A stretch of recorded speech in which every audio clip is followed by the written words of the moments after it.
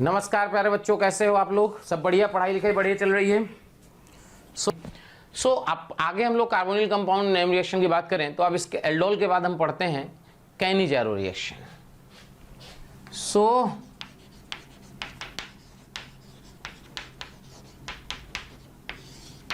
देखिए, Cannizzaro reaction की बात की जाए तो ऐसे कार्बोनिल कंपाउंड, जैसे एल्डोल में पढ़े कि ऐसे कार्बोनिल कंपाउंड जिनमें अल्फा हाइड्रोजन होता है वो एल्डोल देते हैं। ये क्या है कि ऐसे कार्बोनिल कंपाउंड जिनमें अल्फा हाइड्रोजन नहीं होता है, यानी carbonyl compound without alpha hydrogen gives Cannizzaro reaction. It is a redox reaction. It is a redox reaction. कैसे, क्या होता है इसमें? देखिए, अगर मान लीजिए हम ये लेते हैं फॉर्मल्डिहाइड, जब इसकी रिएक्शन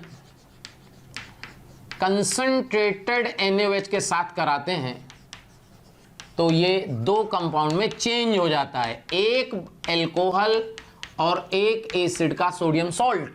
एल्कोहल तो क्या हुआ, ये रिड्यूस हुआ तो एल्कोहल, और ये ऑक्सीडाइज हुआ तो ये, यानी एक प्रकार से ये रिडक्शन हुआ, ये हुआ रिडक्शन, और दूसरा जब ये यहां गया तो ये हुआ ऑक्सीडेशन।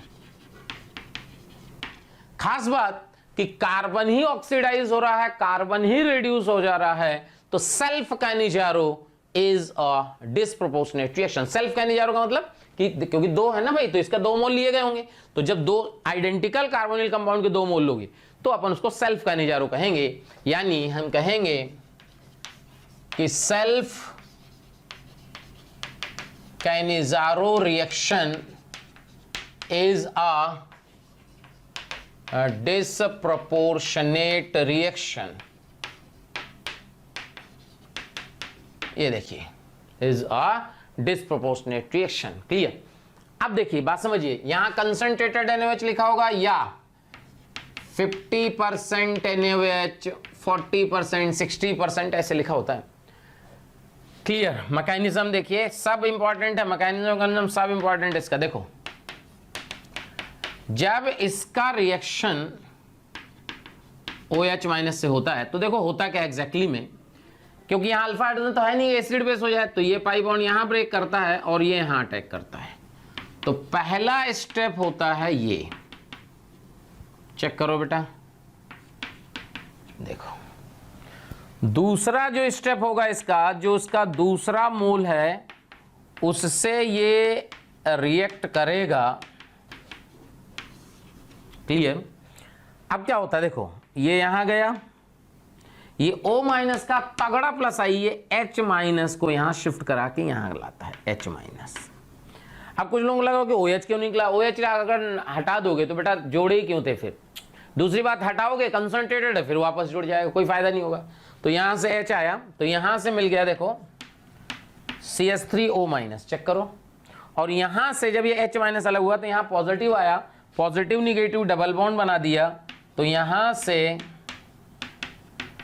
ये देखो एसिड बन गया, क्योंकि ये बेस है, एसिड है, तो ये आपस में रिएक्शन करके ये जो H है ये यहां एसिड बेस रिएक्शन हो गया, और CH3OH प्लस HCOO- ये इसकी मैकेनिज्म है।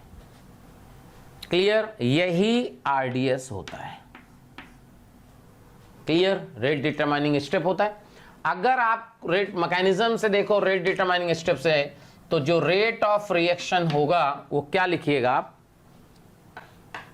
K formaldehyde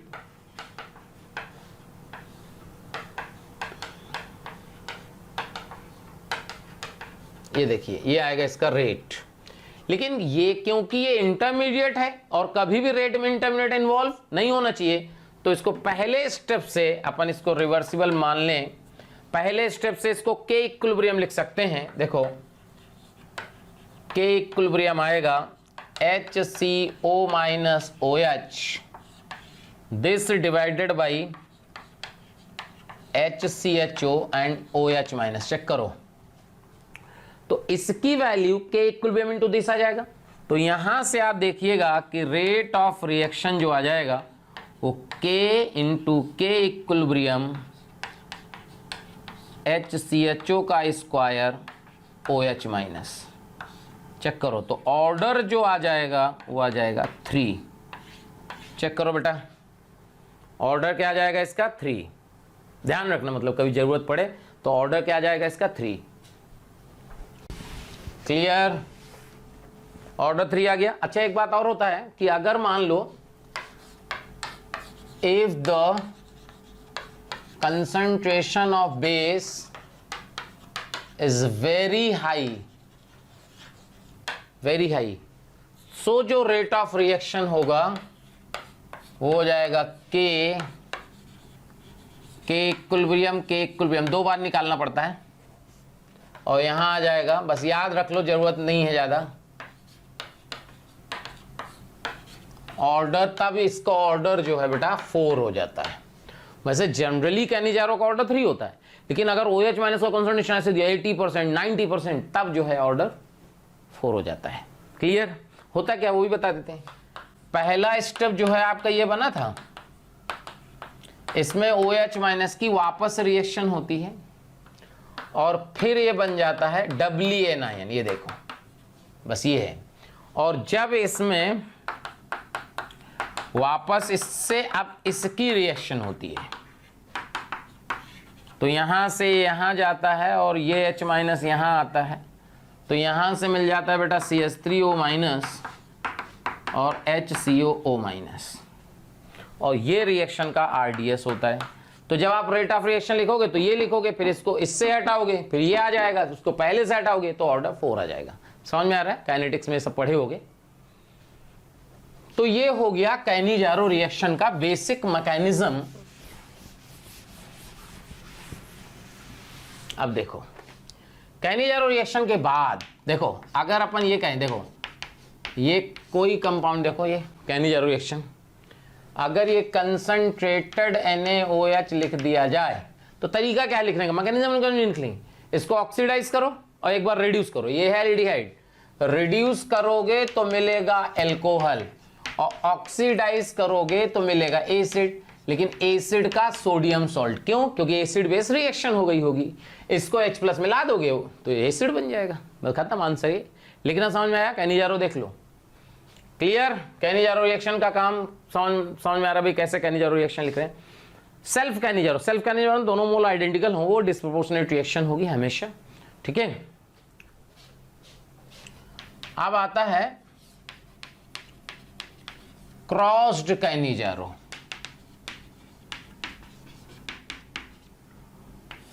crossed Cannizzaro reaction, देखिए क्रॉस्ड कैनिजारो का मतलब क्या हुआ, the Cannizzaro reaction between 2 carbonyl compound, ठीक है, जिनमें कि अल्फा हाइड्रोजन ना हो। तो जैसे देखो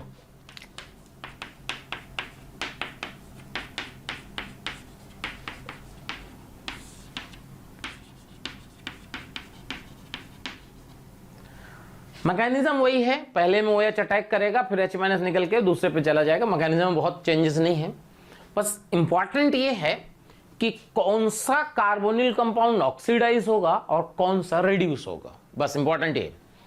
सो अब हमें कैसे पता चलेगा कि कौन सा ऑक्सीडाइज होगा कौन सा रिड्यूस होगा, तो अपन एक लाइन बताएंगे, उससे आपको तुरंत समझ में आएगा। क्या करना है आपको, 2 कार्बोनिल कंपाउंड है, 2 एल्डिहाइड है, उन 2 एल्डिहाइड में देखो रिएक्टिविटी किसकी ज्यादा है, इन दोनों में रिएक्टिविटी किसकी ज्यादा है। अगर आप ये पता कर पाए आंसर तुरंत आएगा। अगर इन दोनों में रिएक्टिविटी किसकी ज्यादा है, फॉर्मल्डिहाइड की, एरोमेटिक एल्डिहाइड लीस्ट रिएक्टिव होते हैं, आपको पहले बताया गया था। क्या ये ज्यादा रिएक्टिव है, तो मोर रिएक्टिव कार्बोनिल कंपाउंड जो होगा वो हमेशा ऑक्सीडाइज होगा। ध्यान रखिएगा, more reactive carbonyl compound will oxidised. तो इसका मतलब क्या हुआ, यहां ये ऑक्सीडाइज हो गया तो क्या हो गया, ये देखो ये, और इसका रिडक्शन करा दो, आंसर आ गया।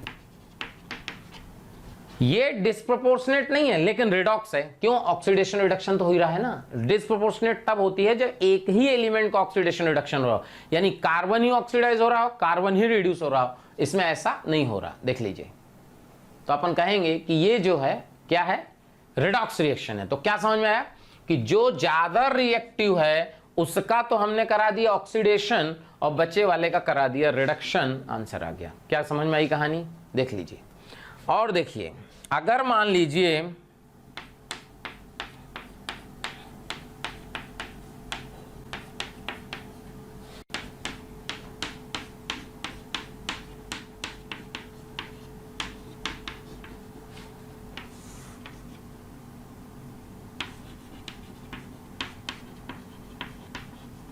ये देखिए, अब बात जरा समझिए। अब आपको देखना है कि इन दोनों में से रिएक्टिव कौन है।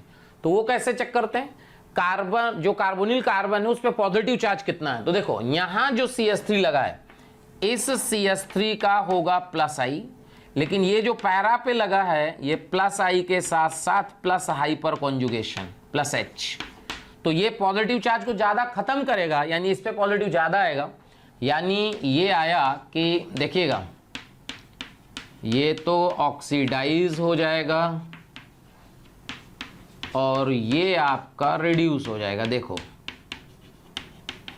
मेजर प्रोडक्ट, ये देखो, क्या बात समझ में आई। अगला देखो, मान लीजिए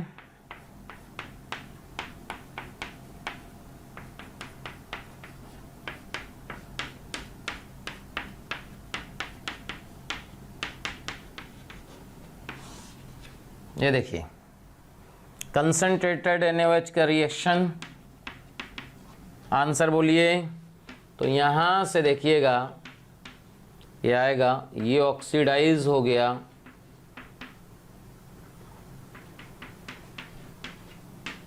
और ये रिड्यूस हो जाएगा। देखिएगा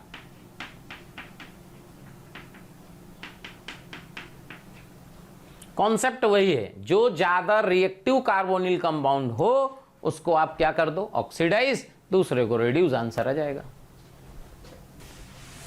क्या भाई समझ में आया, क्रॉस क्लियर। अब आता है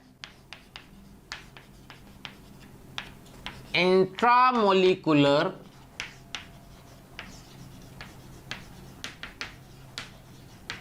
कैनिजारो रिएक्शन।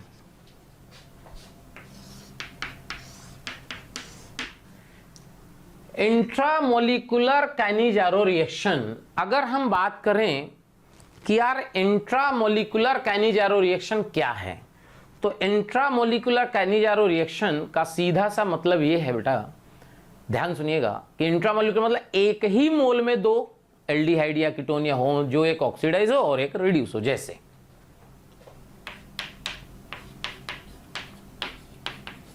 ये देखिए,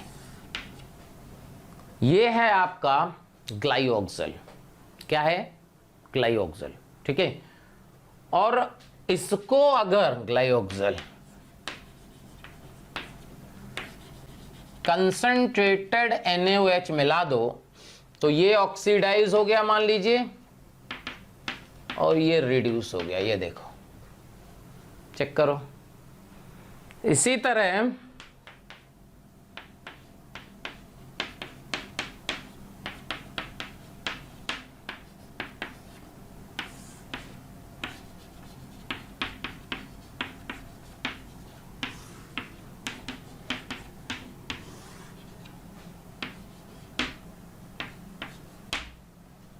क्लियर करो, ऐसे क्वेश्चन आ सकता है। और बोलेगा total stereo isomer of D,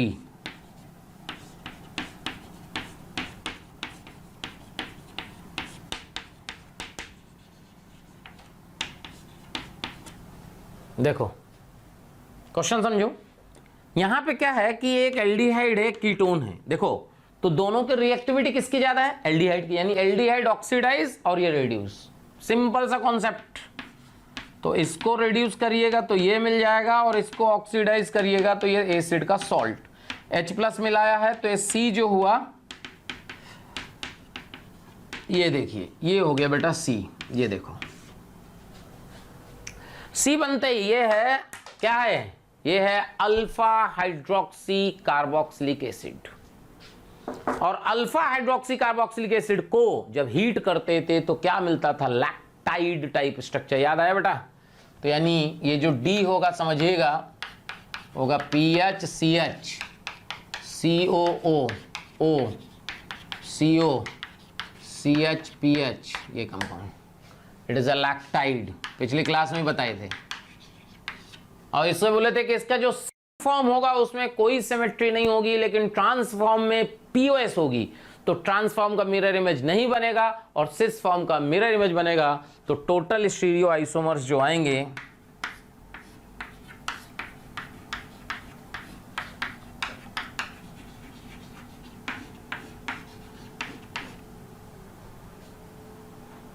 और अच्छा क्वेश्चन बना दे इसमें। इसमें पूछेगा टोटल डाइस्टीरियो आइसोमर पेयर बताओ, total diastereo isomer pair. So अगर बाई चांस कभी पूछ ले तो total diastereo isomer pairs equal to पता क्या आएगा 3C2 - 1, 3C2 - 1। क्यों कि टोटल स्टीरियो आइसोमर कितने बेटा 3, तो 3 अगर हैं तो 3 के पेयर निकालने के तरीके क्या होंगे 3C2 minus racemic mixture. Racemic mixture कितने होंगे 2 ऑप्टिकली एक्टिव, 1 रेसमिक मिक्सचर, क्योंकि जो पेयर है वो रेसमिक मिक्सचर कभी भी डाइस्टीरियो आइसोमर नहीं होता और बाकी सारे पेयर जो डाइस्टीरियो आइसोमर होते हैं। तो इसका मतलब क्या करो टोटल में से रेसमिक मिक्सचर माइनस कर दो, देख लो। क्लियर? पहले बताओ समझ में आया? कैनिजारो समझ में आया भाई? कैनिजारो कैसे करना है क्लियर हो गया? कैनिजारो रिएक्शन बहुत आसान सा रिएक्शन है, इसमें कोई ऐसा तीरंदाजी काम नहीं है। अब इसी से मिलती जुलती रिएक्शन होती है बेंजिल बेंजिलिक एसिड रीअरेंजमेंट, मिलती जुलती है। बेंजिल बेंजिलिक एसिड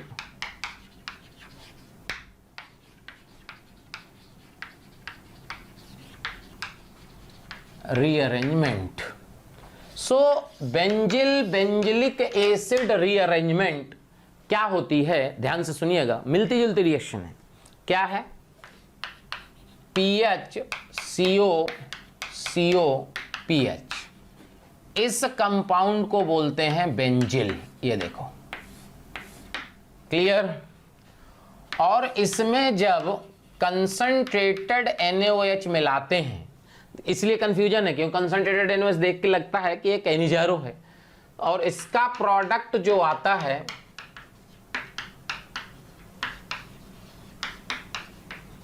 ये आता है। देखिए अगर इसमें H+ मिला दें सो PHCOH ये है बेंजिलिक एसिड।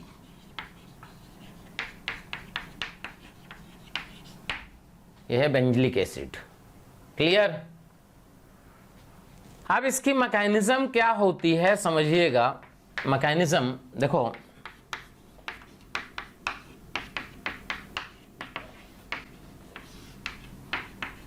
जब इसमें OH- का रिएक्शन हुआ तो OH- एज अ न्यूक्लियोफाइल इस पे अटैक करेगा। दोनों सेम है तो कहीं भी अटैक कर लो। अगर डिफरेंट होते तो देखते रिएक्टिविटी किसकी ज्यादा है। तो ये यहां गया, ये आया, तो देखो यहां से क्या मिला PHCO- OHCOPH। चेक करो बेटा, इतनी बात क्लियर है? अब होगा क्या, O- का बहुत तगड़ा प्लस आई होता है, तो ये क्या करता है ध्यान से देखना। ये क्या करेगा, इसको हटाने का तो कोई फायदा है नहीं क्योंकि इसको हटाओगे तो मतलब ही नहीं है। तो ये O- इस ग्रुप को भगा देता है, यहां आ जाता है और ये यहां चला जाता है। देखो तो जब ये PH- निकला तो यहां पॉजिटिव आया, पॉजिटिव निगेटिव डबल बॉन्ड आ गया, तो यहां डबल बॉन्ड और ये OH चेक करो, और यहां पे देखो O- एक PH था और एक PH और आ गया, ये देखो। क्लियर? अब ये क्या होगा, ये एसिड बेस रिएक्शन हो जाएगी, जिससे देखो क्या मिला O-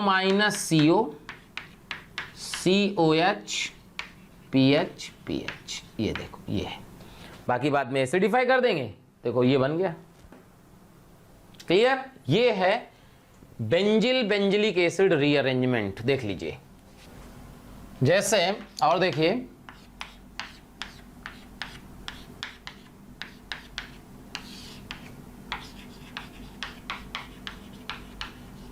कंसंट्रेटेड NaOH, देखो अब देख के लगेगा नहीं क्या करना है, अगर आपको आइडिया ही नहीं है बेंजिल बेंजिलिक एसिड का तो आपसे नहीं होगा। तो इसमें क्या होता है देखो, ये इसका प्रोडक्ट है, ये देखो, ये देखो चेक करो, क्या ये बात समझ में आई? देख लो, अभी कोई डाउट हो तो पूछ सकते हो। क्लियर? ठीक है। अब इसमें होता कैसे देखो, यहां सबसे पहले OH- के रिएक्शन हुई, OH माइनस का रिएक्शन हुआ तो सबसे पहले ये गया और ये आया, ये देखो। अब इसके बाद ये O माइनस का प्लस आई इस बॉन्ड को ब्रेक करा देगा, देखो, और ये ऐसे गया, यहां पॉजिटिव आया और इस पॉजिटिव में ये कार्बन का निगेटिव अटैक मार दिया। तो ये जो है 5 मेंबर रिंग हो गई। चेक करो, चेक कर लो, 5 मेंबर तो ये रिंग हो गई। और यहां से लगा है इधर से मान लीजिए C डबल बॉन्ड OH और इधर से लगा है O माइनस और ये एसिडिक हाइड्रोजन यहां आ गया, जिससे आंसर आ गया।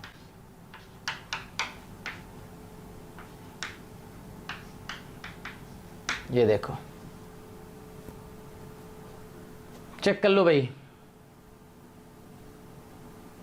क्लियर है।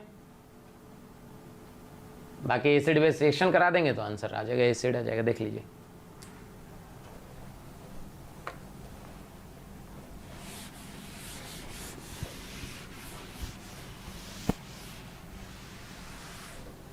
और देखो,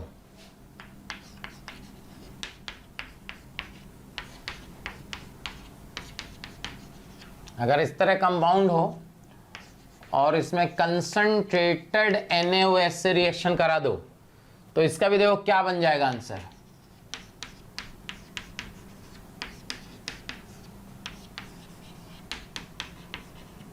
ये देखिए, सेम, समझ में आया? देख लो भाई,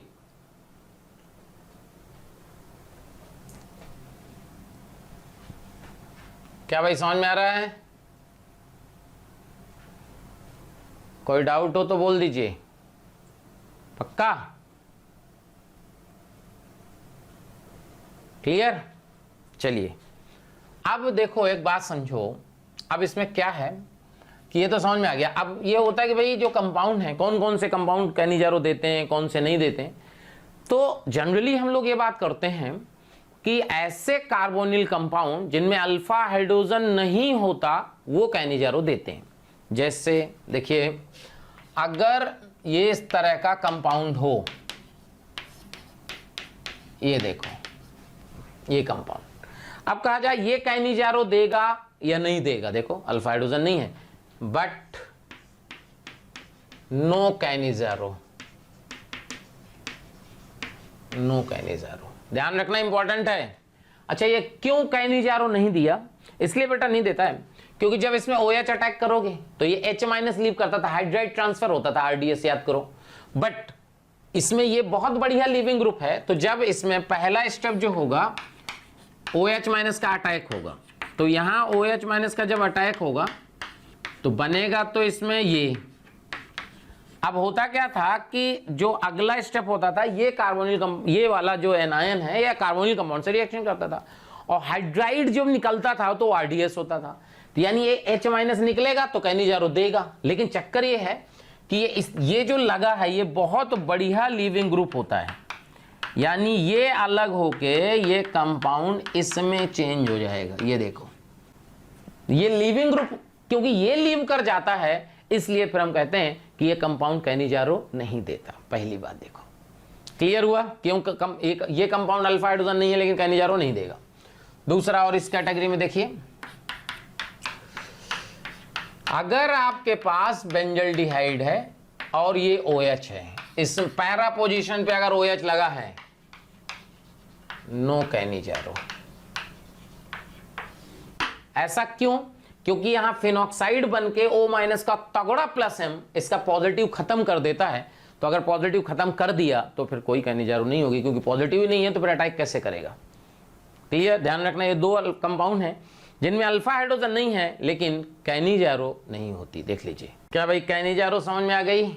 बेंजिलिक एसिड क्लियर हो गया, पक्का? देख लीजिए, अभी कोई डाउट हो तो आप बोल सकते हैं कि भाई यहाँ कुछ गड़बड़ आ रहा है, कि डाउट आ रहा है, पक्का ना? देख लीजिए, गड़बड़ मत करना।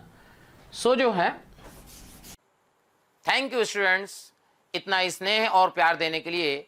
आप लोगों ने मेरे को और मोशन परिवार को जो प्यार दिया है, जो स्नेह दिया है, मैं उसके लिए धन्यवाद कहता हूं। हजारों बच्चे हमारे वीडियो लेक्चर देख के लाभान्वित हो रहे हैं।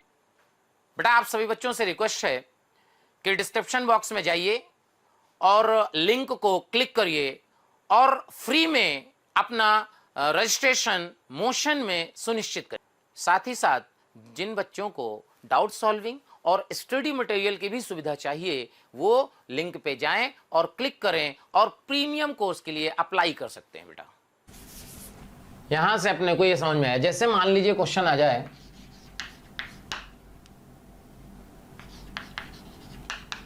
CH3CHO डाइल्यूट NaOH,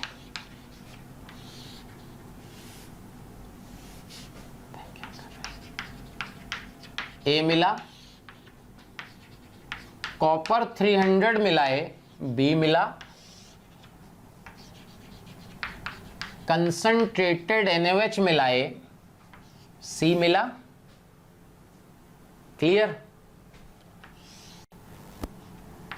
H+ मिलाए D मिला, D को हीट किए तो E मिला। ऐसे क्वेश्चन आ सकता है, देखिए। क्लियर? सो देखो, CH3CHO में जब डाइल्यूट NaOH मिलाओगे तो क्या होगा? इट इज एल्डोल, कंडेंसेशन नहीं, केवल एल्डोल। यानी जो A मिला, देखिए CH3CHOH। क्लियर? अच्छा, क्लियर? ठीक है, अपने को कुछ और लिखना था अपन, सॉरी। एक्चुअली में अपन बनाना चाह रहे थे बेंजिल वाला पार्ट, वो बना ही नहीं इसमें, कोई बात नहीं। ठीक है, अभी बेंजिल वाला अपन सोच रहे थे कि बेंजिल बना के बेंजिलिक एसिड कराई जाए, बट उसमें हुआ ही नहीं, कोई बात नहीं। तो आगे देखते हैं हम लोग, अगला क्वेश्चन पढ़ेंगे। Clear? Iodoform reaction, iodoform reaction, iodoform reaction या क्या कहेंगे, क्लोरोफॉर्म रिएक्शन, आयोडोफॉर्म। ठीक है, आयोडोफॉर्म टेस्ट। क्लियर? तो बेसिकली आयोडोफॉर्म बोलो या उसी को हम हैलोफॉर्म रिएक्शन भी बोल देते हैं। देखो, आयोडोफॉर्म, हैलोफॉर्म। हैलोफॉर्म एक जनरलाइज टर्म है, आयोडोफॉर्म एक सेलेक्टिव, मतलब I2 के साथ तो आयोडोफॉर्म। सो होता क्या है इसमें, देखिए पहली बात तो ये समझें कि कौन कौन से जो कंपाउंड हैं वो हैलोफॉर्म रिएक्शन देंगे। कौन कौन से कंपाउंड हैं जो हैलोफॉर्म रिएक्शन देंगे। अगर अपन ये देखें कि कौन कौन से कंपाउंड हैलोफॉर्म रिएक्शन देंगे, तो देखो carbonyl compound, carbonyl compound having COCH3 group will give haloform reaction. Clear? Carbonyl compound having COCH3, ध्यान रखना, ऐसे कार्बोनिल कंपाउंड जिनमें COCH3 ग्रुप होगा वो हैलोफॉर्म रिएक्शन देंगे। ठीक है, जैसे होता क्या है, देखो सपोज ये कंपाउंड है, ये देखिए, अगर इसमें कोई भी हैलोजन, F2 नहीं लेते हैं, बाकी कोई भी ले सकते हो, X2NaOH, और इस तरह भी लिखा हो सकता है, ये देखिए। सो यहां से बनता है CHX3 प्लस HCONA। देखिए मैकेनिज्म, देखिए मैकेनिज्म में क्या होता है कि सबसे पहला काम जो है वो इसका OH माइनस का है। OH माइनस सबसे पहले रिएक्शन करके ये कंपाउंड बनाता है। ये देखिए, क्लियर है, कार्बन आयन का बनना, और यही RDS होता है, ध्यान रखना। हैलोफॉर्म का RDS ये है, जब इसकी रिएक्शन X2 से होगी तो X2 is a non polar compound, X2 is a non polar compound. तो जब X2 नॉन पोलर कंपाउंड है तो ये पोलर इसको पोलराइज कर देगा और ये निगेटिव इसके पॉजिटिव पार्ट को अपनी तरफ खींच लेगा, जिससे पहला स्टेप ये बनेगा, X माइनस अलग हुआ Na से कंबाइन कर जाएगा। अब ध्यान सुनिएगा, देखिए इसमें फिर अगर OH माइनस की रिएक्शन हुई तो क्या है कि यहां X लगने से इस हाइड्रोजन की एसिडिक स्ट्रेंथ और बढ़ गई है, यानी जो पहले रिएक्ट करता था उससे ज्यादा रेट से अब रिएक्शन करेगा। तो यहां जो है क्यों P पाई D पाई बैक बॉन्डिंग मिल रही होगी, फिर X2 से रिएक्शन करेगा तो यहां C क्या आ जाएगा H X2, ये देखो वापस यही रिएक्शन होगी, चेक करो वापस NaOH X2 से होगा तो इसमें फाइनली जब वापस X2 NaOH मिलाइएगा तो फाइनल जो आ जाएगा वो CX3COH। ये समझ में आया? ये देखिए यहां तक बात क्लियर हुई।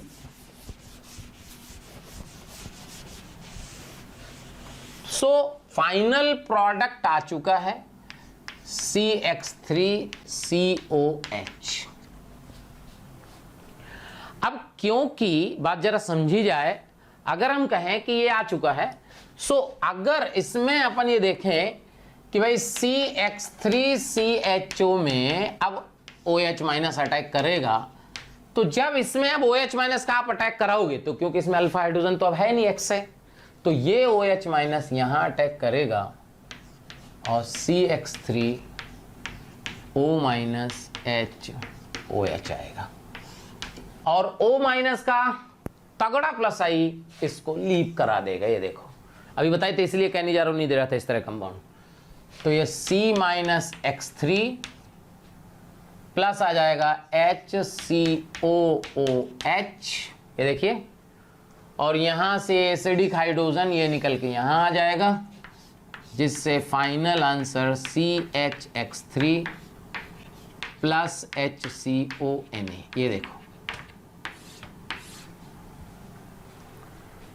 ये प्रॉपर जो है इसकी मैकेनिज्म है कि भाई कैसे कैसे कई बार, मतलब जितने alpha hydrogen, 3 alpha hydrogen, 3 alpha hydrogen 3 बार में अलग होंगे। देखिए क्लियर? जैसे एसीटोन हेलो फॉर्म तो देगा ही भाई, COCH3 है, एक बार Cl2NaOH rate equal to R1, Br2NaOH rate equal to R2, I2NaOH आ सकता है एग्जाम में क्वेश्चन, ध्यान रखना, रेट इक्वल टू R3। अब बोला R1 R2 R3 में कंपेयर करो, तो बताओ क्या कहेंगे?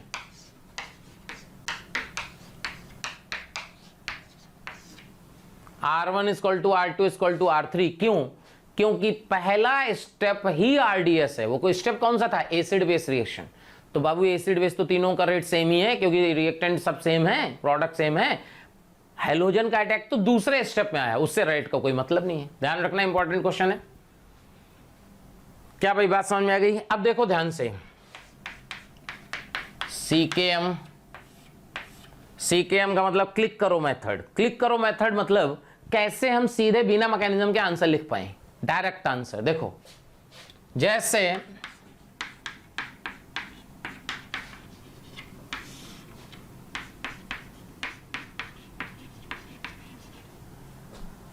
मान लीजिए ऐसे लिख दिया, पहले सबसे पहले देखना है कि हेलो फॉर्म रिएक्शन है, क्योंकि अगर आप ये पहचान नहीं पाए तो फिर आप नहीं कर पाइएगा। सो अपने को ये समझ में आया कि यार ये हेलो फॉर्म रिएक्शन है। अच्छा अगर ये हेलो फॉर्म रिएक्शन है, इसका मतलब ये देखो, ये इसको देखो CH3 है भाई, COCH3 है तो हेलो फॉर्म देगा। तो ये जो CH3 है इसका आप हेलो फॉर्म बना दिया करो। ये देखो इस C का क्या बना दिया? Hello form. ये जो बचा इसका एसिड का सॉल्ट बना दो। ये था इसका एसिड का सॉल्ट, लो आंसर आ गया, खत्म। चेक करो, समझ में आया? इससे हेलो फॉर्म, बचा हुआ का सोडियम सॉल्ट, आंसर क्लियर। कोई भी कंपाउंड हो, लाइक अभी हम लोगों ने जो पढ़ा एस्टल्डिहाइड, ये देखो, चेक करो, इधर से हेलो फॉर्म,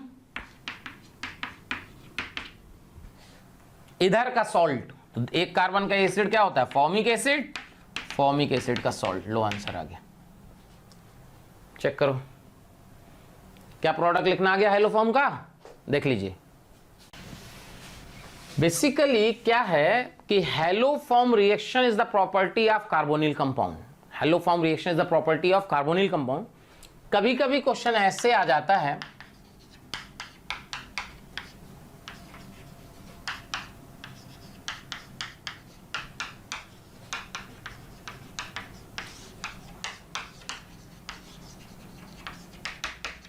देखो कहेगा find sum of A and B in above balanced chemical reaction. समझ में आया? तो एक प्रकार से आपसे जो है हेलो फॉर्म रिएक्शन भी पूछ लिया क्योंकि प्रोडक्ट नहीं लिखा भाई, और रेडॉक्स की बैलेंसिंग पूछ लिया। रेडॉक्स की बैलेंसिंग क्यों? भाई बैलेंस करोगे तभी तो आएगा। तो दो तरीके हैं, या तो आप बैलेंस करो ITUS मेथड लगा के, या फिर आप थोड़ा आइडिया लगा लो मैकेनिज्म से, तो मैकेनिज्म से भी आंसर आएगा। कैसे? देखो ऐसे सोचो कि क्या हुआ जब आपने, ध्यान से सुनना, अगर एक बार आइडिया लग गया तो आंसर बहुत आसानी से आ जाएगा। जब आपने इसमें I2 और NaOH का रिएक्शन कराया, सो I2 NaOH का रिएक्शन कराया तो सबसे पहले OH आया, फिर I2 आया, एक H गया, फिर OH आया, फिर I2 आया, फिर OH आया, फिर I2 आया। क्या 3 I2 और 3 OH आ चुके हैं यहां तक? ना समझ में आया तो बता दीजिएगा। ये देखिए, समझ में आया भाई? एक से H आया, H अलग, मैकेनिज्म याद करो, H अलग हुआ, I2 आया, फिर H अलग हुआ, I2 आया, फिर H अलग हुआ, I2 आया, यानी 3 NaOH और 3 I2 आ चुके हैं, यानी 3 OH और 3 I2। अब इसमें फिर OH माइनस का रिएक्शन आता था, याद करो, और ये OH माइनस फिर ये आता था और CH3CO,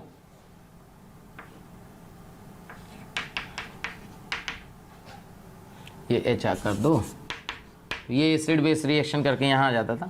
तो यानी 3 के बाद 4 आया ना OH, यानी A का वैल्यू 3, B का वैल्यू 4। चेक कर लो मैकेनिज्म से, इंपॉर्टेंट है भाई, ध्यान रखना। तो आप क्या करो, इसमें हेलो फॉर्म रिएक्शन के लिए रख लो कि 3 मोल I2 4 मोल NaOH लगते हैं अगर हेलो फॉर्म कार्बोनिल कंपाउंड की होती है। चेक करो, अब इसमें और थोड़ा सा आगे बढ़ते हैं और बढ़िया क्वेश्चन और बताते हैं। देखिए क्या होता है कि अपन ने थोड़ी देर पहले स्टेटमेंट दिया था कि halo form reaction is the property of carbonyl compound, but some alcohol also gives this reaction. अब एल्कोहल कौन से होते हैं? 1 डिग्री एल्कोहल की अगर बात की जाए, in case of 1 degree alcohol only ethyl alcohol will give halo form reaction. 1 degree alcohol में केवल कौन सा एल्कोहल होगा जो हेलो फॉर्म देगा? Ethyl alcohol. 2 डिग्री एल्कोहल की बात की जाए तो all type alcohol will give halo form reaction।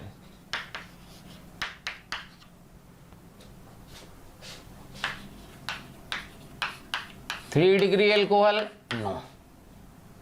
ये देखिए 1 डिग्री एल्कोहल में इथाइल एल्कोहल, 2 डिग्री में जितने भी 2 ऑल्ड यानी दूसरे पोजीशन पे OH लगे हों बगल में CH3 लगा हो, वो जो है हैलोफॉर्म देंगे। अब ऐसा क्यों, क्या होता है, ऐसा क्यों? क्योंकि I2 जब NaOH से मिलाते हो ना बेटा, तो इसमें बनता है सबसे पहले NaOI। अच्छा एक बात ध्यान रखना, कोई जरूरी नहीं I2, X2 की बात करेंगे तो यहां 2 और यहां NaI बनता है, क्लियर। और ये जो NaOI होता है, ये होता है ऑक्सीडाइजिंग एजेंट। क्या होता है? ऑक्सीडाइजिंग एजेंट होता है, यानी ये ऑक्सीडाइज कर देता है। तो जब आपने इथाइल एल्कोहल का रिएक्शन CH2H ना बेटा, इसका रिएक्शन जब NaOI से कराया, तो ये NaOI इसको ऑक्सीडाइज कर देता है एल्डिहाइड में, साथ में बनता है NaI प्लस वाटर। चेक करो, समझ में आया? और ये एल्डिहाइड तुम्हें पता ही, ये तो देते ही हैलोफॉर्म, तो ये बनते ही हैलोफॉर्म स्टार्ट हो जाती है। इसी तरह देखिएगा, अगर 2 डिग्री एल्कोहल है, लाइक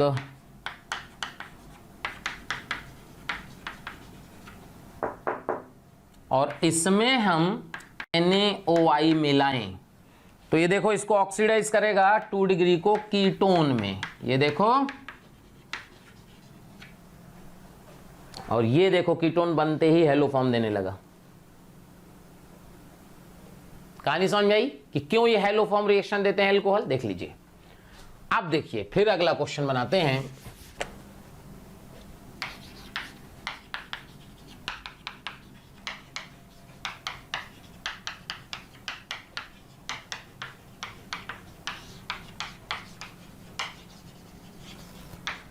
ये देखिए क्वेश्चन ये है, find A and B, a sum of A and B in the above balanced chemical reaction। देखिए, अब भाई साहब इसको बैलेंस करना तो बहुत भारी काम है। तो होता क्या है इसमें, देखिए आपको इसलिए हमने बोला था कि क्या करो कि कार्बोनिल कंपाउंड के साथ कितना यूज होता है वो रट लो। तो आपको क्या बोला गया, I2 3 और NaOH 4। ये दिमाग में बैठा लो कि कार्बोनिल कंपाउंड का जब हैलोफॉर्म कराते हैं ना, तो I2 3 मोल लगता है, NaOH 4 मोल लगता है। अच्छा जब इसका कराए तो इसमें हुआ क्या, सबसे पहले I2 का रिएक्शन 2NaOH से हुआ, जिससे NaOI और NaI बना। इसका मतलब एक I2 यहां यूज हुआ, 2 NaOH। तो पहले 3 I2 थे, 4 NaOH थे। अब देखो NaOH कितने हो गए, 2 यहां एक्स्ट्रा यूज हो गया ना, तो NaOH हो गए 6, I2 हो गए 4। यानी A का वैल्यू आएगा 3, तो पहले थे बेटा 1 यहां +1, और B का वैल्यू वहां कितने देने हुए, 4 और 2।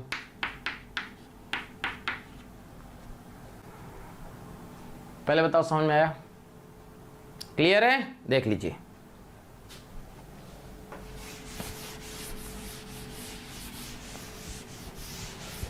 ध्यान रखना, इंपॉर्टेंट क्वेश्चन हो सकता है इंटीजर टाइप।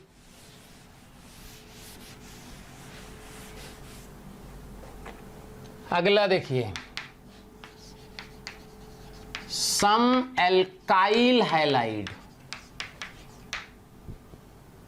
सम alkyl halide also gives haloform reaction।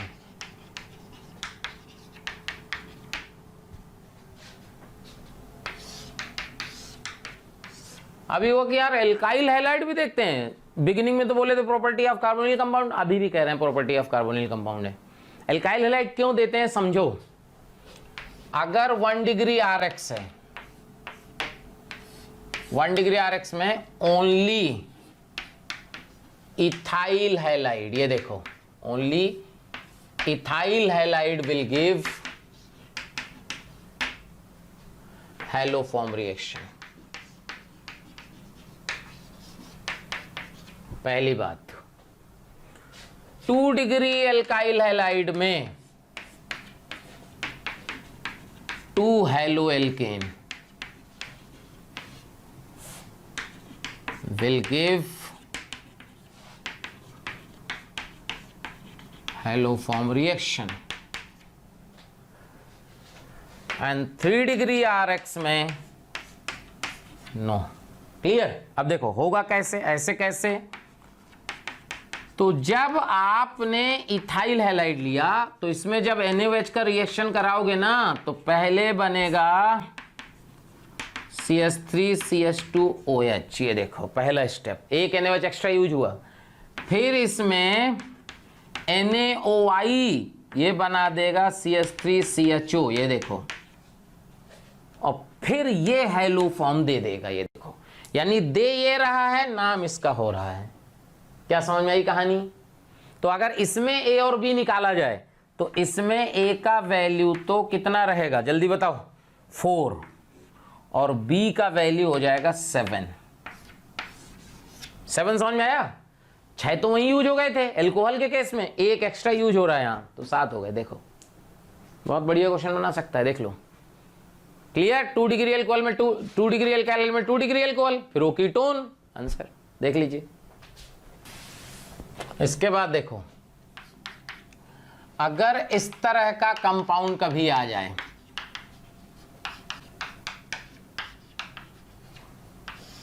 और इसमें I2NaOH का रिएक्शन कराया जाए, कुछ बुकों में लिखा है कि ये कंपाउंड आयोडोफॉर्म रिएक्शन नहीं देता, ऐसा लिखा है। आप लोगों ने पढ़ा ही होगा, बोर्ड में तो यही पढ़ाया जाता है कि आयोडोफॉर्म नहीं देता है। आपको बताएं, ये आयोडोफॉर्म बहुत बढ़िया से देता है। ठीक है, कैसे देता है ये समझना है। यहां अगर हम 14 लिख दें बीच वाले को ना, तो यहां से जो आंसर आता है ना CHI2 CHI3, ये 14 वाले से प्लस मिलता है CH3CONA, और NaI वाटर तो मिलेगा ही। देखो मैकेनिज्म क्या होगी कि सबसे पहले OH माइनस का रिएक्शन होता है। अच्छा, OH माइनस क्या है? बेस। बेस है तो सबसे ज्यादा एसिडिक हाइड्रोजन को खोजेगा, और एसिडिक हाइड्रोजन यहां सबसे ज्यादा है, क्योंकि यहां से H निकलने के बाद यहां भी रेजोनेंस है, यहां भी रेजोनेंस है। तो सबसे पहला स्टेप है CH3CO CH minus CO CH3 14। फिर यहां I2 का रिएक्शन हुआ तो ये I यहां खिंच गया, जिससे CH3CO CHI CO CH3 बना। फिर OH माइनस के साथ रिएक्शन हुई, CH3CO C minus I CO CH3, फिर I2 के साथ रिएक्शन हुई, जिससे CH3CO CI CO CH3 यहां तक बन गया। चेक करो, क्लियर है? अब यहां तक बनने के बाद देखिए, ध्यान सुनिएगा कहां तक बन चुका है। CH3CO CI2 CO CH3, फिर यहां OH माइनस का रिएक्शन हुआ। अब एग्जैक्टली मैं आपको बताएं कि OH माइनस का रिएक्शन, आपको यार यहां एसिडिक यहां से निकाल दो, ऐसे ही लोग सोचते हैं।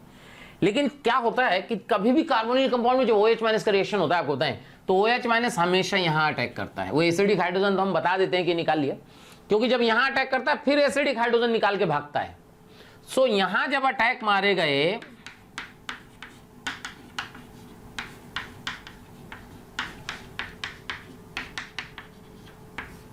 ये 14 है, ध्यान रखना, O माइनस का तगड़ा प्लस I इसको बाहर फेंक देगा। इसको बाहर फेंक देगा तो देखो क्या मिला, ये मिल गया acid plus Ci2 minus CO CH3। Check करिए, ये एसिडिक वाला हाइड्रोजन ये जो देख रहे हो यहां आ जाएगा, फिर यहां से एक एसिडिक हाइड्रोजन निकलेगा, फिर I आएगा, और ये वाला आयोडोफॉर्म तैयार हो जाएगा। क्या समझ में आ गया? इसके आगे तो वही मैकेनिज्म है। समझ में आया? तो कभी भी अगर 1,3 डाइकीटो कंपाउंड होगा तो ये बीच वाला आयोडोफॉर्म देगा, बिल्कुल आराम से देगा। मैकेनिज्म आगे लिख लोगे ना बेटा, देख लो। और देखो जैसे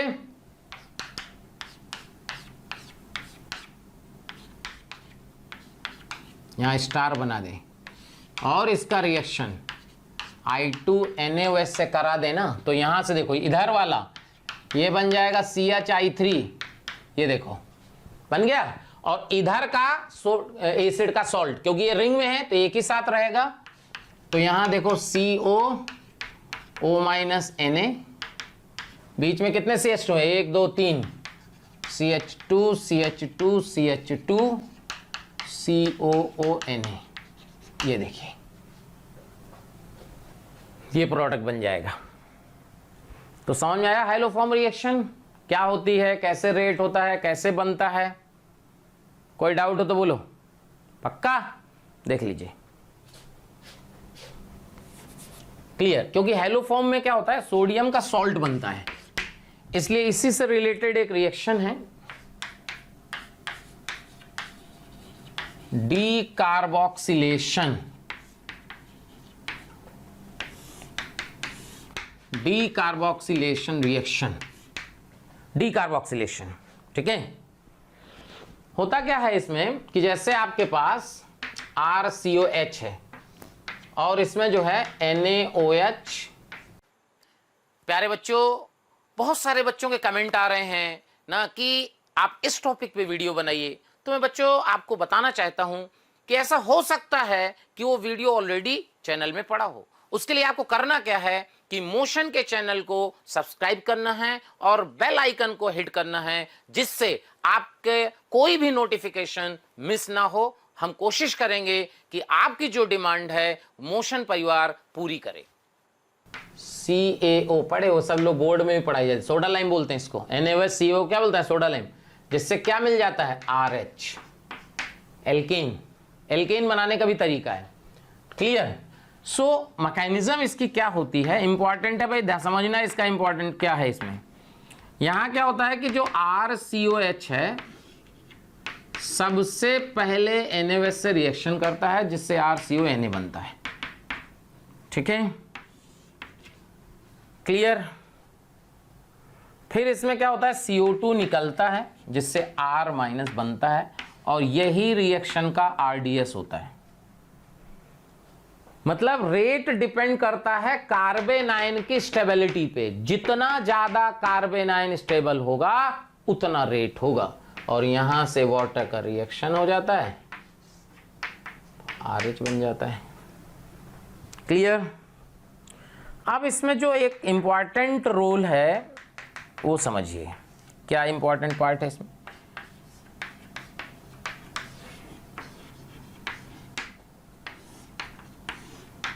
रोल ऑफ CaO का तो कहीं रोल ही नहीं है। हमने CO क्यों लिया यहां, जरूरत कहां है CO की, देख लो आप, जरूरत है, देखो नहीं है। अब होता क्या है, ऐसा बुकों में क्या लिखा है, फिर सही क्या है दोनों समझेंगे। बुकों में लिखा है कि CO का रोल क्या है। CO का रोल यह है कि जो CO2 निकलती है वो CaO से कंबाइन करती है और बन जाती है CaCO3। ये देखो इसमें क्या होता है कि ये इसका PPT होता है, तो अगर ये PPT है, प्रेसिपिटेट है, तो ये सॉलिड हो गया, तो ये रिएक्शन बहुत फास्ट आगे जाएगी, तो CO2 कम होगी, CO2 कम होगी, तो ये रिएक्शन पूरी आगे चली जाएगी, और अपने को बात भी समझ में आ जाती है कि हाँ यार बात तो सही है। आपने जहां भी किसी इंस्टीट्यूट में पढ़ा हो इसके नोट जरूर मिलाइएगा कि क्या लिखा है रोल ऑफ CaO, देख लीजिए। तो होता क्या एग्जैक्टली में कि देखने से तो अपने को लगता है कि यार ये परफेक्ट है, इसमें तो कोई दिक्कत ही नहीं है, तो और ये गलत है, गलत है, गलत क्यों गलत, सही बताएं। रिएक्शन में कैल्शियम कार्बोनेट का फॉर्मेशन ही नहीं होता है, ये फर्जी चीज है। देखो कैसे आ जाएगा एग्जाम में तो सब निपट जाओगे, इसलिए ध्यान सुनो। होता क्या एग्जैक्टली में यहां CaO क्यों यूज किया जाता है, यहां पे COH इसलिए यूज किया जाता है क्योंकि NaOH है, NaOH के साथ रिएक्शन हुई है, क्या होता है CaO यूज किया जाता है। पहली बात तो COH बहुत कम अमाउंट में CO यूज किया जाता है, CO यूज किया जाता है इसको ड्राई रखने के लिए, NaOH को ड्राई रखने के लिए, सूखा रखने के लिए यूज करते हैं। देख लो क्यों, क्योंकि अगर एक्वस हुआ तो ये तो रिएक्शन करके फिर RORCOH बना देगा, तो NaOH ज्यादा रिक्वायरमेंट पड़ेगी। तो CaO का पर्पज क्या है? NaOH को ड्राई रखने के लिए, ना कि ये कोई रिएक्शन। और बताएं आपको, यहां जब ये रिएक्शन होती है तो इसमें जो है, ध्यान रखना, Na2CO3 बनता है, कैल्शियम कार्बोनेट नहीं बनता कभी भी। ये कैल्शियम कार्बोनेट बनता ही नहीं है, सोडियम कार्बोनेट बनता है। क्यों? क्योंकि जो CO2 निकलती है वो NaOH से रिएक्शन करती है, NaOH से फास्ट रिएक्शन होती है, because NaOH is strong base. तो NaOH स्ट्रॉन्ग बेस है, तो NaOH से रिएक्शन करके वो Na2CO3 बनाता है, ना कि कैल्शियम कार्बोनेट। इंपॉर्टेंट है, ध्यान रखना, कभी पूछ लिया ना, एडवांस में पूछ सकता है, देख लो, क्योंकि सबको पता है कि बुकों में ये लिखा है, सब गलत कर देगा। ठीक है, अब कुछ लोगों को लग रहा हो कि मैं तो यार बड़े इंस्टीट्यूट में पढ़ा हूं, मेरे को तो यही लिखा है, यही सही है। ऑनलाइन ही तो देख रहे हो, गूगल माता की जय बोल के खोज लेना। ठीक है, तो ये समझ में आया बेटा कि डीकार्बोक्सिलेशन जो है बेसिकली कार्बन कम करने का तरीका है और कुछ नहीं है। क्या भाई? कार्बन कम करने का तरीका है डीकार्बोक्सिलेशन। पहले बताओ समझ में आया कि नहीं? तो डीकार्बोक्सिलेशन अपने को क्लियर हुआ। अच्छा, एक बात और, क्या होता है कि जो बीटा कीटो एसिड होते हैं, बीटा कीटो एसिड, जैसे ये देखो, अगर NaOH CaO इसमें मिला दो तो इससे बन जाएगा CH3COCH3। चेक करो, कैसे समझ में आ गया? कुछ नहीं करना, CO2 निकालो, आंसर आ गया, खत्म। देखो, CO2 ही तो निकालना है, आ गया आंसर। अच्छा, होता क्या है, बोलते हैं बीटा कीटो एसिड का डीकार्बोक्सिलेशन बहुत फास्ट होता है। क्यों? यहां निगेटिव बनाओगे ना बेटा, निगेटिव तो स्टेबल हो गया ना। तो ध्यान रखना, अगर बीटा कीटो एसिड दिया है, इसको केवल हीट कर दोगे तब भी ये CO2 निकाल देता है। ये देखो, याद रखना, यानी beta keto acid easily decarboxylate. ये देख लो, अगर बीटा कीटो एसिड को आप हीट कर दोगे, खट से CO2 बाहर, ये बन गया alkene. Clear? Haloform reaction clear? अच्छा, इसी को जो है हम लोग आइडोफॉर्म टेस्ट भी बोलते हैं। ऐसे बोलेगा कि which of the following compound, ठीक है, विल गिव आइडोफॉर्म टेस्ट। तो आइडोफॉर्म टेस्ट और हेलोफॉर्म रिएक्शन ही है। बेसिकली क्या होता है कि जो आइडोफॉर्म बनता है CH3, ये येलो PPT होता है, बस इतना याद रखना है। कलर्ड होता है इसलिए आइडोफॉर्म टेस्ट हो जाता है, बाकी कुछ नहीं है। ठीक, और एक बात, CH3COOH, बोले ये CH3CO है, आइडोफॉर्म देगा? नहीं, नो आइडोफॉर्म। क्यों? क्योंकि COCH3 केवल कार्बोनिल कंपाउंड का, एल्डिहाइड कीटोन का, किसी और एसिड डेरिवेटिव का नहीं कि तुमने वहां भी ले लिया और काम कर दिया। नहीं, CH3CO एल्डिहाइड कीटोन का अगर अवेलेबल है तो हेलोफॉर्म होगा बेटा, ध्यान रखना। ठीक है, एक क्वेश्चन और देखो,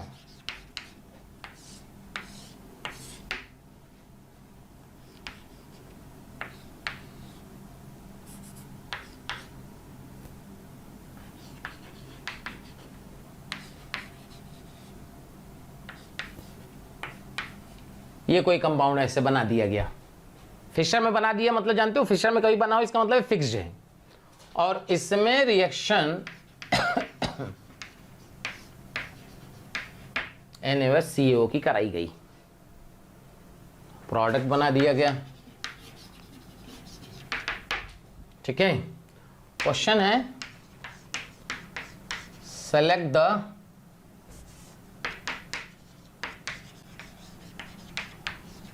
correct statements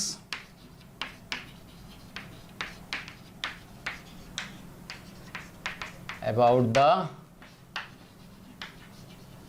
products। ठीक है, ए पार्ट है only one product is formed।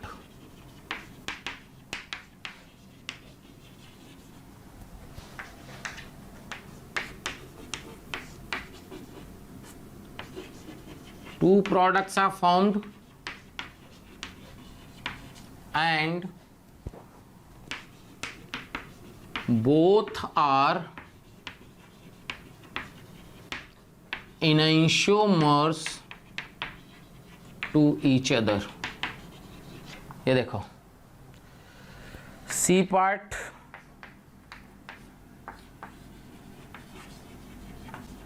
two products are formed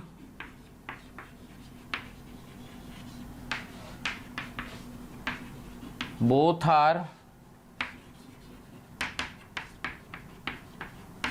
distereo isomers to each other.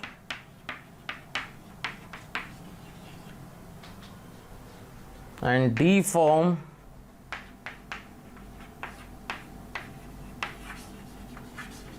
two products are formed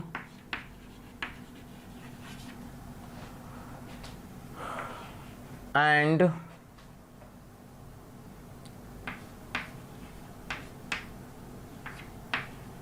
they can be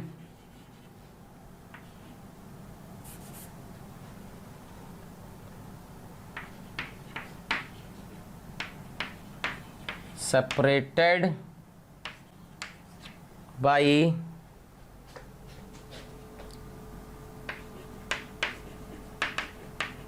अकाइरल reagent.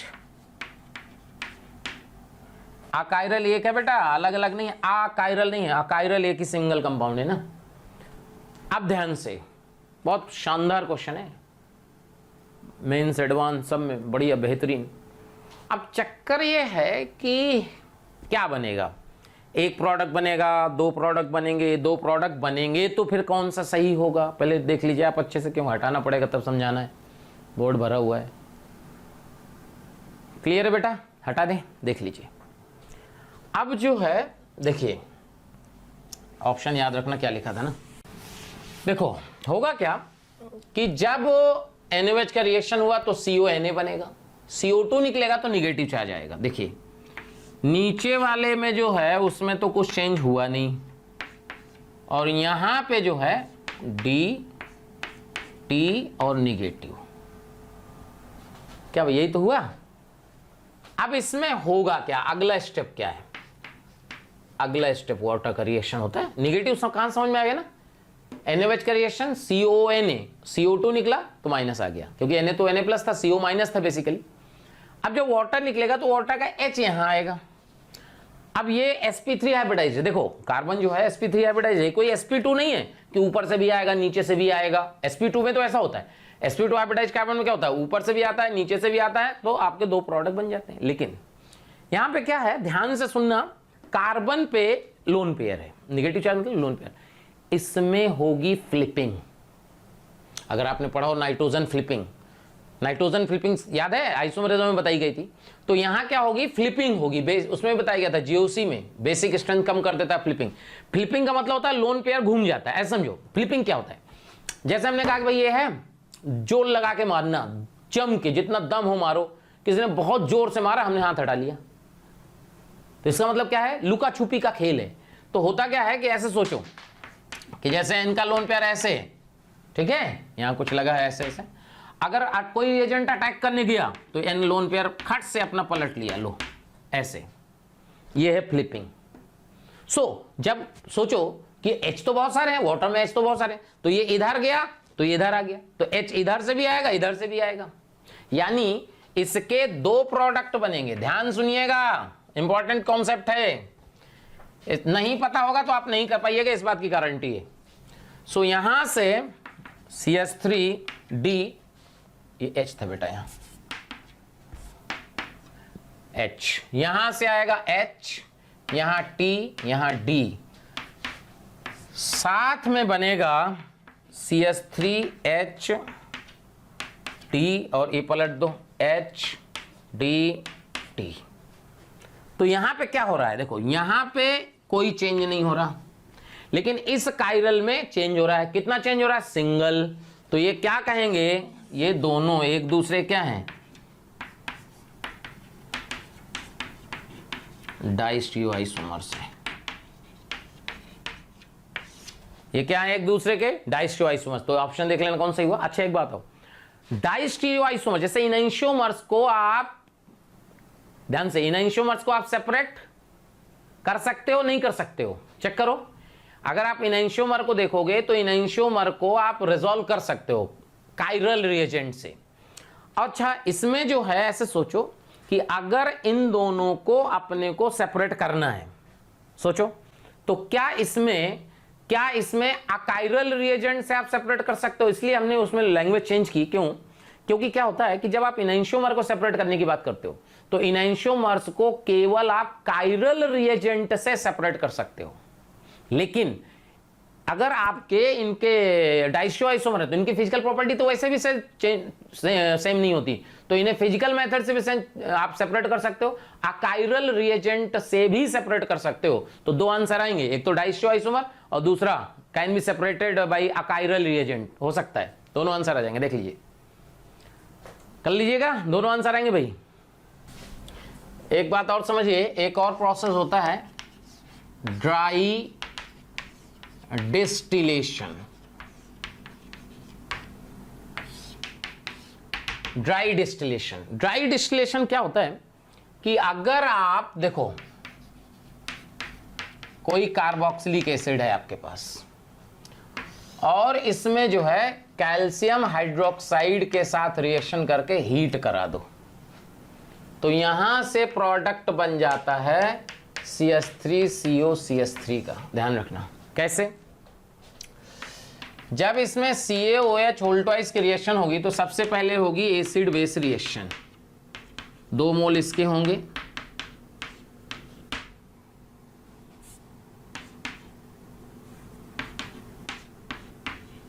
ये देखो ये बन गया कैल्शियम एसीटेट, पहला स्टेप। और जब इसको हीट करोगे ना तो ये कैल्शियम कार्बोनेट, ये देखो ये अलग हो जाता है, ये देखो कैल्शियम कार्बोनेट अलग हो गया और ये आपस में जुड़ गया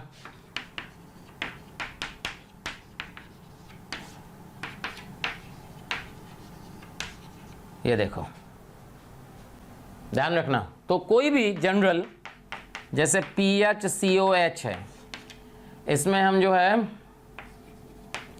कैल्शियम हाइड्रोक्साइड से हीट करा दें तो ये मिल जाएगा PHCOPH। ये देखो एल्डिहाइड के लिए आपको फॉर्मिक एसिड लेना पड़ेगा,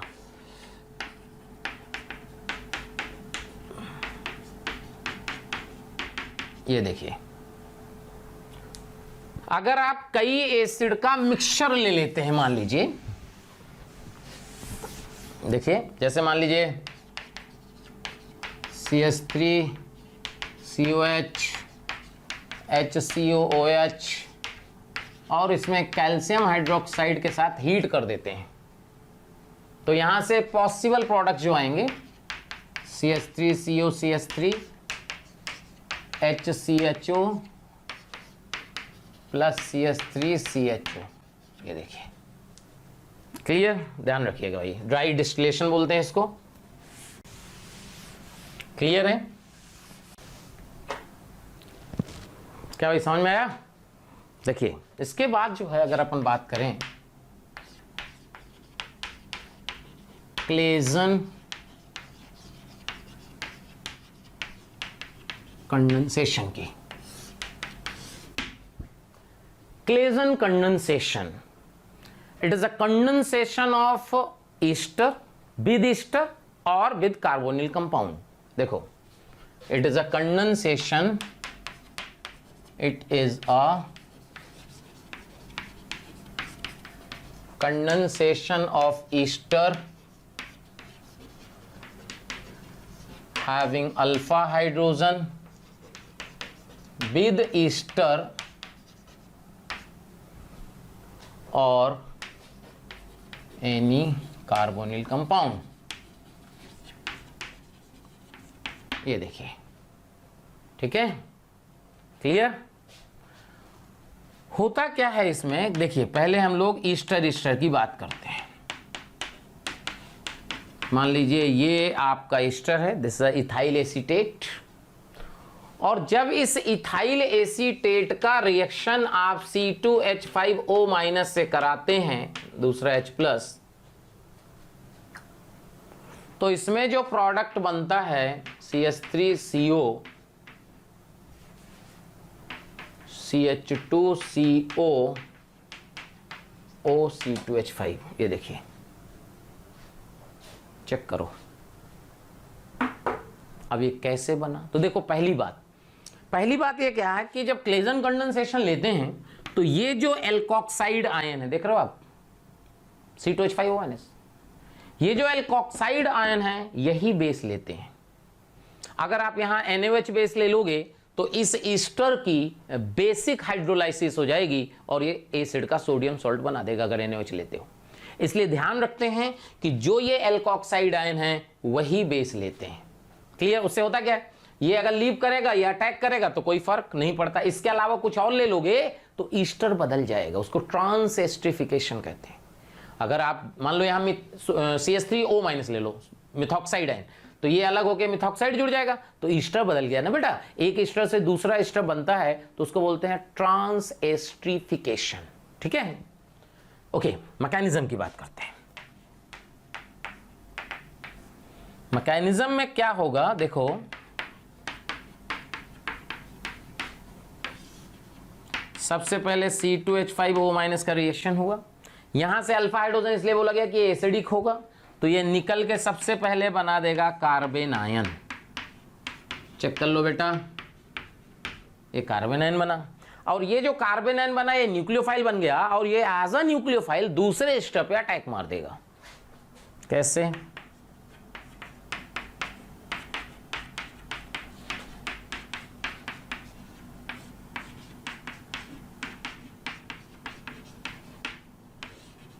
देखिए, जब ये कार्बन आयन दूसरे स्टेप पे अटैक मारेगा तो एसिड डेरिवेटिव के साथ जो रिएक्शन होती थी उसे हम SNAE करते थे, न्यूक्लियोफाइल एडिशन देन एलिमिनेशन।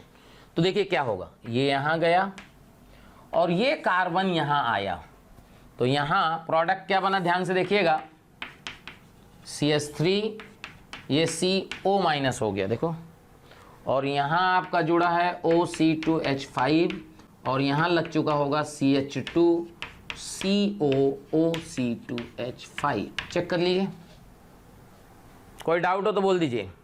अब ये O- का तगड़ा प्लस आई इसको हटा देगा, ये लीविंग ग्रुप हो गया, तो ये लीव किया तो देखो यही बन गया। चेक करो, -O- C2H5। चेक करो, ये अलग हुआ, ये देखो, देखा? अच्छा, ये दूसरा H+ क्यों लिया गया है? इसका लेने का क्या पर्पस है? इसका पर्पस ये है बेटा कि जो C2H5O- अलग हुआ है, ये भी स्ट्रॉन्ग बेस है अभी, अगर ये और ज्यादा अभी बचेगा तो ये फिर यहां से एसिडिक हाइड्रोजन निकालेगा, इसलिए निकलते ही H+ से कंबाइन हो जाएगा और C2H5OH बना देगा, जो कि बेस पुअर है, H निकाल नहीं पाएगा, इसलिए यहां पे रिएक्शन रुक जाएगी। अगर आपने H+ नहीं लिया तो ये रिएक्शन यहां पे रुकेगी नहीं, ध्यान रखना। चेक करो, तो ये जो है क्लेजन कंडेंसेशन है। क्या कहानी समझ में आई क्लेजन कंडेंसेशन की? अब देखो एक बात समझो, लिखना कैसे, प्रोडक्ट कैसे लिखना है जो सीधे आपको लिखना आ जाए।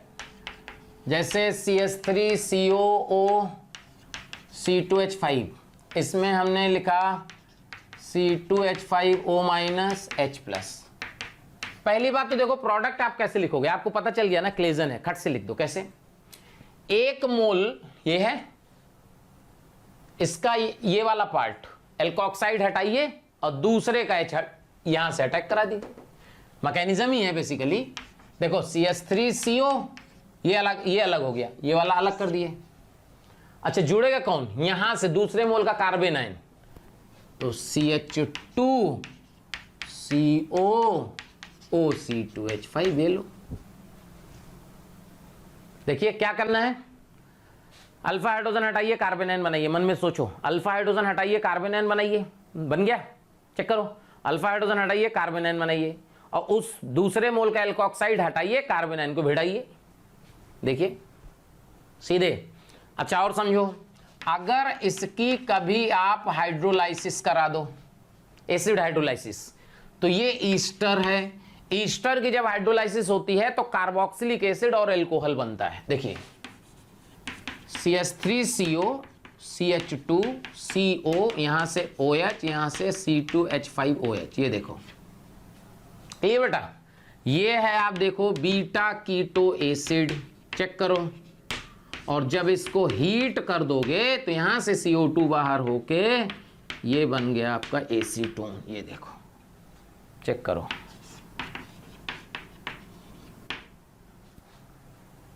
समझ में आया? देख लीजिए, ये है क्लेजन। कहानी समझ में आ गई? Claisen clear? अच्छा देखो, अगर मान लो क्लेजन पढ़ रहे थे ना, हाँ, अगर अपन ये बात समझें कि क्लेजन तो समझ में आ गया भाई कैसे कैसे करना है, इसमें तो हमें लिखता कोई डाउट है। अब इसके बाद जो है आप ऐसे समझो प्यारे बच्चों, अगर आपको हमारी वीडियोस पसंद आ रही हों तो उनको लाइक और शेयर करें, जिससे जरूरतमंद बच्चों तक वो वीडियो पहुंच सके। और मैं बच्चों ये कहना चाहता हूं कि आप जब वीडियोस देखें तो उसमें कमेंट जरूर लिखें, क्योंकि एक एक कमेंट, आपका एक कमेंट मेरी पूरी टीम को मोटिवेशन देता है। इसलिए आपसे रिक्वेस्ट है बेटा कि कमेंट जरूर करें। कि क्लेजन से मिलती जुलती रिएक्शन, अगर अपन बात करें कि क्लेजन से मिलती जुलती रिएक्शन क्या है, वो है डीकमैन कंडेंसेशन। डीकमैन, अन्य एक और पढ़ना था ना यार, क्लेजन कंडेंसेशन तो अपन पढ़ लिया। क्लेजन में हमने क्या क्या पढ़ा है? ईस्टर और ईस्टर का कंडेंसेशन। ऐसा भी हो सकता है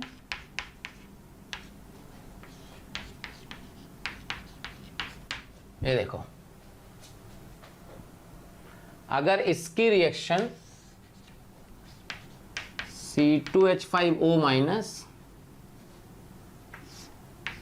CH3CHO से करा दें, दूसरा H प्लस, ये क्रॉस्ड हो गया एक प्रकार से। तो ध्यान रखना, दो डिफरेंट का मतलब वही रेट्रो, पहले कार्बन आयन फिर ड्रॉप वाइज एस्टल्डिहाइड मिलाए होंगे, नहीं तो पहले एस्टल्डिहाइड से कार्बन आयन बना देगा।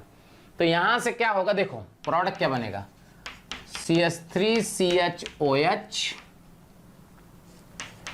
CH2CO OC2H5। देखो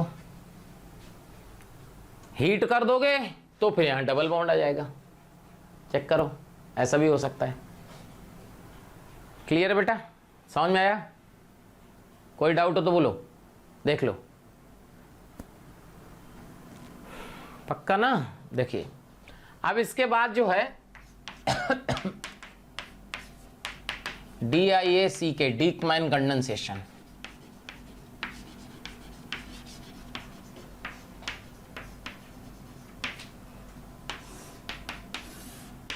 बेसिकली जो डीकमैन कंडेंसेशन है वो इंट्रामोलिकुलर क्लेजन कंडेंसेशन होता है। इट इज अ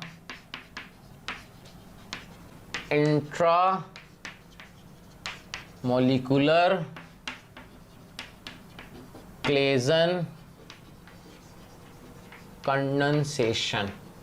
ये देखिए, it is a intramolecular Claisen condensation.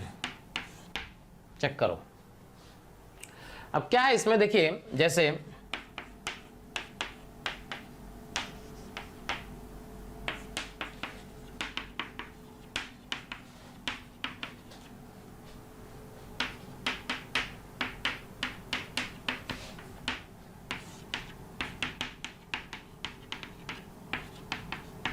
ये लीजिए, ये रिएक्शन है।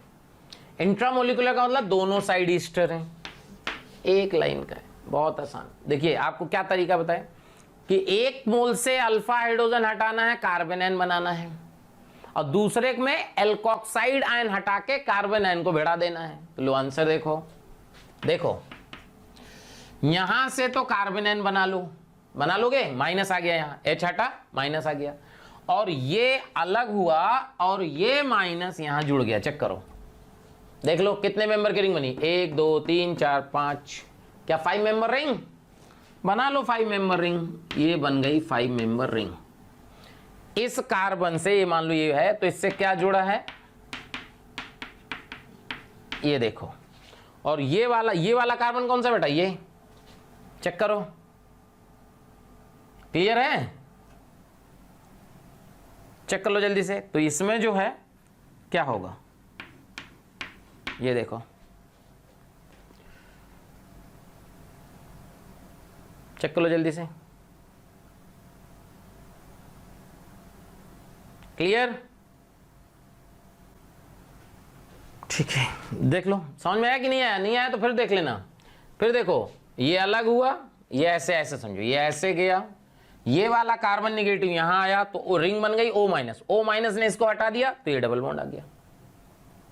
ये है इंट्रामोलिकुलर क्लेजन कंडेंसेशन, उसी को हम लोग जो है बोल देते हैं डीकमैन कंडेंसेशन। क्या समझ में आ रहा है, देख लीजिए।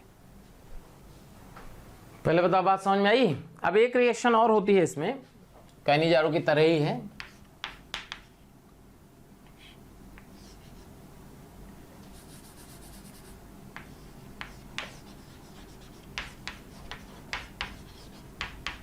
ये देखो टिशंको रिएक्शन। टिशंको रिएक्शन क्या है? It is a modified form of Cannizzaro reaction. It is a modified form of Cannizzaro reaction. मतलब कैनिजारो रिएक्शन के लिए लिमिटेशन क्या थी कि वही एल्डिहाइड कीटोन या एल्डिहाइड कैनिजारो देते हैं, मेनली एल्डिहाइड ही होते हैं, कीटोन तो एक इंट्रा में देते हैं। सो अगर देखा जाए कि वो एल्डिहाइड जिनमें अल्फा हाइड्रोजन नहीं होता वो कैनिजारो देते हैं। अब इसमें होता क्या है, जैसे मान लीजिए आपने CH3CHO को लिया, क्लियर, इसमें जो है रिएजेंट होता है एल्युमिनियम इथॉक्साइड, एल्युमिनियम इथॉक्साइड, और इसका जो प्रोडक्ट आता है वो देखिए क्या आता है, ईस्टर बन जाता है इसमें। अच्छा, मॉडिफाइड फॉर्म ऑफ कैनिजारो क्यों है? देखो सीधा इसकी मैकेनिज्म अपने सिलेबस में नहीं है, आज तक आई नहीं से, और टाइम भी कम है इसलिए नहीं बता रहे। इसको क्या करते हैं, इसमें कभी प्रोडक्ट लिखना है ना आपको, तो क्या करो, इसमें कैनिजारो करा दो। अब ऐसे ही कैनिजारो में क्या होता था, एक ऑक्सीडाइज एक रिड्यूस, तो इसको ऑक्सीडाइज कराइएगा तो ये COH बन जाएगा, और रिड्यूस कराइएगा तो एल्कोहल बन जाएगा। देखो एक एसिड एक एल्कोहल। अब इन दोनों को मिला के ईस्टर बना दो, दोनों को मिला के क्या बना दो, ईस्टर। कैसे होता है, इसका OH इसका H निकाल दो, ईस्टर बन गया, आंसर आ गया। यानी कोई भी एल्डिहाइड हो उसको आप क्या करो, कैनिजारो मन में करा लो, एसिड एल्कोहल ईस्टर बना लो, और अपने आप बना सकते हो तो अपने आप बना लो। जैसे देखो मान लो PHCHO है, इसमें एल्युमिनियम इथॉक्साइड की रिएक्शन कराए, कैनिजारो हो गया। अब यहां से क्या होगा, देखो ईस्टर, इसका ऑक्सीडेशन दिस, रिडक्शन एल्कोहल, ये बन गया आंसर। देखिए ये है टिशंको। कहानी समझ में आई टिशंको की, देख लीजिए। देखिए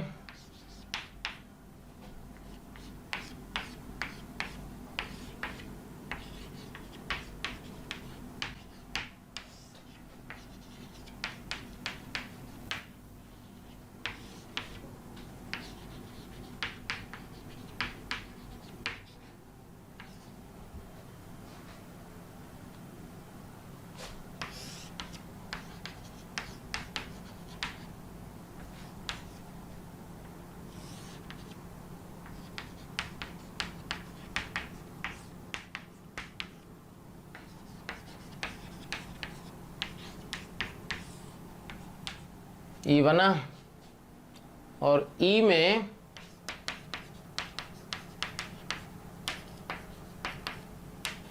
F बना।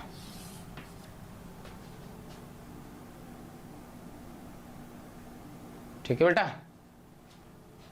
F में हाइड्रोलाइसिस कर दिए तो G+H बना।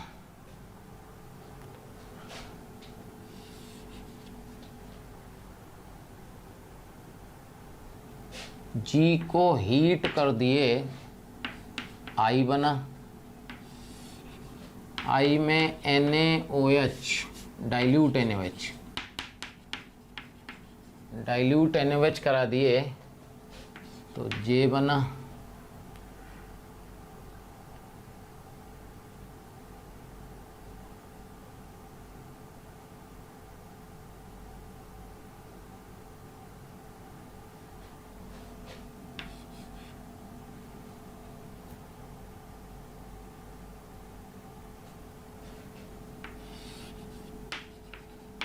ZnHgHCl से रिएक्शन करा दीजिए, K बना, K में HBr का रिएक्शन कराइए, L बना,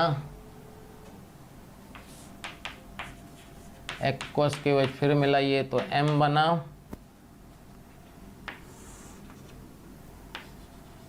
कंसंट्रेटेड H2SO4 हीट कराइए तो N बना, N में ओजोनोलाइसिस कराइए तो O बना, O में डाइल्यूट NaOH हीट कराइए तो P बना। क्लियर है? यहाँ तक बात क्लियर है बेटा? यहाँ इसमें भी आते हैं। यहाँ से अगर अपन रिएक्शन कराएं, कॉपर 300 की Q बनाएं, इसमें एल्युमिनियम इथॉक्साइड के रिएक्शन से R बना। ओके, R से आप जो है C2H5O minus first second H plus से S बना, R से S बना, और S जो है जब इसकी हाइड्रोलाइसिस कराए, तो जब इसकी अपन ने हाइड्रोलाइसिस कराई, ध्यान से सुनिएगा बेटा, तो आपको जो है एक तो H बन जाएगा, ध्यान से, एक तो क्या बन जाएगा H। क्लियर? एक आपका H बना, और मान लीजिए जो H वहाँ कहाँ बना था, ऊपर कहीं बना था, वही हमने H बना दिया। ठीक है? और एक आपका बन जाएगा S के बाद T। ठीक है बेटा? तो H और T, T में जो है हीट किए तो U मिला, U में जो है I2NaOH तो V प्लस W मिला, और MgHg वाटर से X मिला, और कंसंट्रेटेड H2SO4 हीट से Y मिला, और Y में I2NaOH मिलाए तो आपका फिर से W Z मिला, Z में NaOH CaO कराए Z1 मिला, Z1 में बेटा Cl2HNu कराए तो Z2 मेजर लिखना है आपको, और जब इसमें Br2HNu कराओगे तो आपको Z3 ये मेजर लिखना है। क्लियर है? क्या ये बात समझ में आ रही है? पक्का? अच्छा, यहाँ से जो W है उसमें जब हम एक्सेस में NaOH मिला देंगे सो आपको Z4 मिल जाएगा। क्लियर? और जब इसकी इलेक्ट्रोलाइसिस करा देंगे तो Z5 कैथोड पे मिलेगी। ठीक है? और ठीक है, अब जगह है कहीं?